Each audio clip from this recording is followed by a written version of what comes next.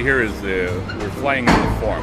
This is the terminology is it's called the flat form, and this is was invented years ago in the construction industry, and it's quite unique. And where the crane picks up the entire form and lifts it up floor by floor for the concrete.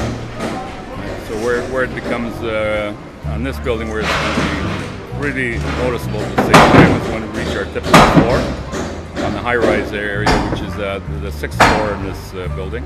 And then you will see the floor week being formed. What you have here now is that the fly form is in place. This will be on the 2nd floor of the townhouse area. As you can see, they're putting in the electrical outlets for the ceilings, and the plumber's there doing all the sleeving for his plumbing pipes that go straight up. Once the electrician places their conduits and plumber puts his sleeves in the